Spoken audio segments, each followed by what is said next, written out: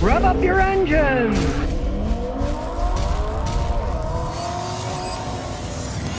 Okay, you know I'm not a Volkswagen fan, but this is their new 2-liter engine.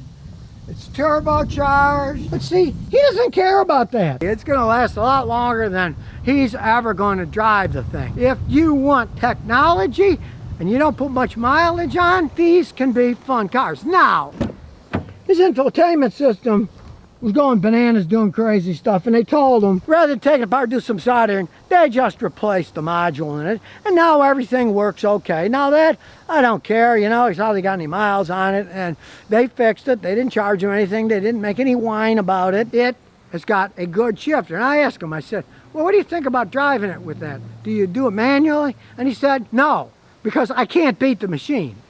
And I found that in any cars. Even in a Mustang I had, quarter mile, I could not beat the machine. Put it in drag strip mode, you can't beat the machine. In that case, it was a 10-speed automatic transmission. It's got eco mode, regular mode, and sport mode. Put it in sport mode, you can't shift better than the computer. They're just too fast and they're smarter than us mere mortals. 243 horsepower out of a little engine like this, hey, it's doing pretty good. And there's a company called APR, they're working on a super tune for these, that they say they can safely do 301 horsepower. He's probably going to do that, but he's waiting for them to get okay from Volkswagen so it doesn't void the warranty. He'll get rid of it long before it has even 100,000, maybe before it has 40,000 miles on it, so he doesn't care. Now, I did say that most of the time he drives like a granny, but I said, well, you had a Jetta before. He said, yeah, it couldn't get out of its own way. He didn't like that at all. So he's not as grandma-y as he might talk. Driving here on the highway, he got about 36 miles a gallon. Mind you, if you bumped it to 301, he'd get worse gas mileage. That's just the way that it goes. But with 240-something horsepower, hey, this thing's plenty quick enough if you can get that kind of gas mileage. Now,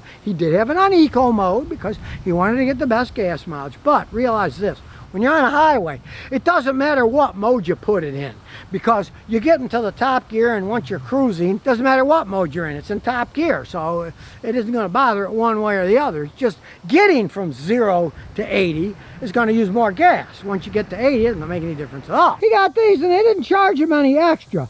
Mind you, they wanted to charge him extra for stuff, but the man's no fool, and he got it at list price. But like everything else these days, he still had to wait 3 months. He put 1,000 down, he had to wait 3 months to get it, because there's just a backlog of new cars out there, which is probably the #1 reason used cars are so expensive.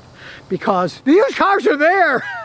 They're used and they're for sale, right? New cars, they gotta build them. Well, you get it in your hand, people are paying more for used ones than new ones. Now, this is a GTI, and it's good news for you GTI fans, because guess what they've done? They've shut down the factory in Mexico. So let's look at this one. It's a brand new one. Manufactured in Germany. All these GTIs are now made in Germany. And if you think about it, okay, this old BMW, it was made in Germany. It's got 380,000 miles on it. They know how to make things in Deutschland. There's a little thing called quality control, which the Germans have. So you're getting a German car made by Germans in Germany. Now, they've already had a recall of these for the beauty cover, but if you notice, guy is an IT guy. There ain't no stinking beauty cover here. There's where it used to snap in. But he said, oh, why don't you guys redesign them? You can give me one and I'll try it out. If I don't like it, I'll just leave it off. Me, I would leave it off. He lives in Tennessee. If you live in the Arctic tundra, beauty cover serves a little bit, helps hold the heat in and stuff. It gets hot here. Do you really want all of this plastic stuff to heat soak when you shut the engine off? It's got a turbo. You know what turbos get? Hot as Hades.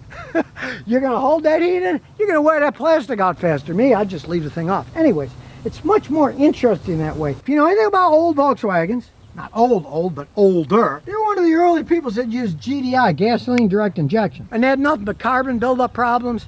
I'd see sometimes 2 inches of carbon buildup. It was insane. This is a redesigned system, and as far as it stands today, these don't have any real problems. This is a completely reworked direct injection system. Just don't be one of those fools that changes his oil every 12 or 15,000 miles. Change it regularly with full synthetic oil. We do have German technology here. They're anal. They show a picture of the oil, then it shows you a picture of the book. Now we started it up, we're gonna put it in speed mode. There we go.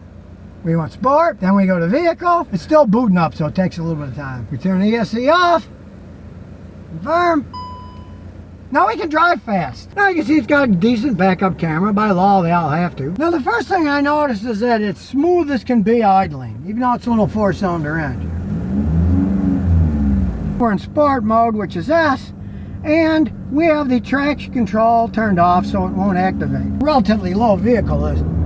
This thing corners like a dream. Like I said, it's got eco mode, then you got the good gas mileage in. It's got normal mode, then it has sport mode, and we have it in sport mode. So we'll head on out to the little drag strip. Nobody's coming. It really is a fun car to drive in a twisties, I'll say that. Here we go.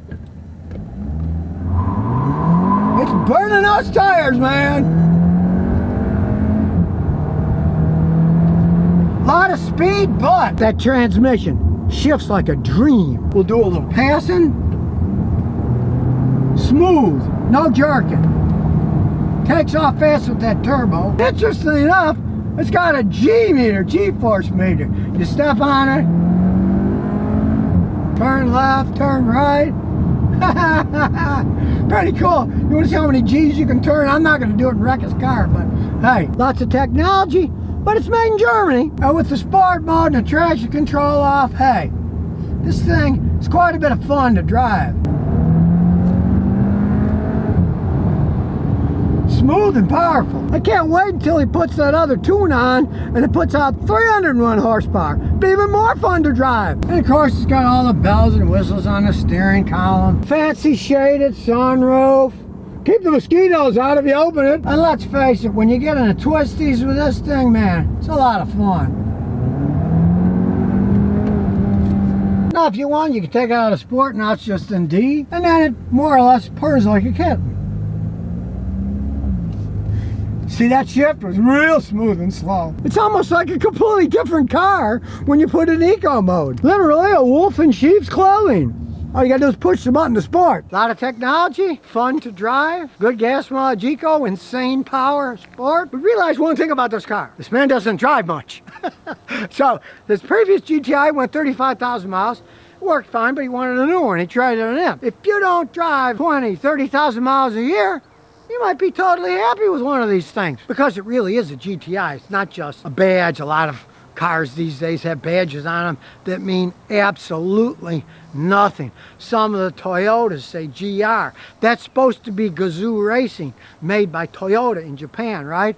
Well, some of those Subarus rebranded as Toyotas have that, and they're in the Subaru factory. They're not even made by Toyota. This is a Volkswagen GTI that pretty much created the hot hatch back in the day, and they've improved on it. If you don't mind the technology and you don't drive millions of miles and have to put a lot of maintenance into it, you can have a lot of fun with it. He's happy with it, doesn't drive much miles, you can go fast, slow. Just realize, long term, if you're a 200, 300, 400,000 mile driver, you might think twice of buying one of these.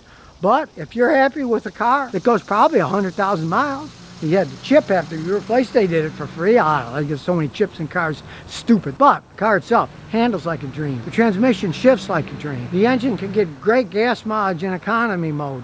Hey, I gotta say, this Volkswagen now made in Germany and not Mexico. Now, of course, I'm too cheap to buy a new one, but hey, when a guy gets rid of it in 7 years, who knows? But then I realized I'm even too cheap for that. They try to give him less, but for his old one, he got 17.2 for it. That's too much for me. I'm a cheapskate. I want a real deal. But on the other hand, hey, he's having fun with this thing. He's not really griping about the module going bad. They fixed it for free and didn't charge him anything for it. And they didn't just solder it, they put a new one in. Interesting car for what it is, even though it's a Volkswagen. And here's some bonus questions and answers. IS Milt says, my car won't accelerate above 2,000 RPM. I got a Nissan Skyline. Can you tell me what is wrong? When a vehicle won't accelerate under certain RPMs, there's two main things that go wrong. One is you're not getting enough fuel pressure. And it can be as simple as a clogged fuel filter, so change that, simple deal. Or a weak fuel pump, which you could pressure test. But do not First, just pressure test it. Because if the fuel filter's clogged, you pressure test it, it'll have low pressure. It might be the filter and not the expensive pump. So try the filter first. If it's not the filter after you change it, it still won't replace the fuel pump if you test it and the pressure's low. Now, the other thing is, catalytic converters can clog up. They burn hydrocarbons. They got little honeycomb holes. But as time goes on, if you got a car that burns a little oil, runs a little bit too rich, it can clog all those little holes up with carbon. The car can't breathe out. It'd be like when we were kids, if you want to get even with some old man who was grouchy or something, you'd stick a potato in the exhaust of his car. It'd jam it up, and then it couldn't go fast because it couldn't breathe out. It's the same thing when a catalytic converter gets clogged up. Now, that's very easy to test. You take out an oxygen sensor before the cat, and you put a pressure gauge. And if the pressure's like 3, 4, 5 psi, it should be almost nothing. There should be hardly any back pressure. But if it's 3, 4, 5, 6 psi or more, that means the catalytic converter's clogged, and it needs to be replaced because it's being restricted on what can breathe out, so it can only go so fast because it can't breathe out any faster. Those are the two main things that do it. So if you never want to miss another one of my new car repair videos, remember to ring that bell.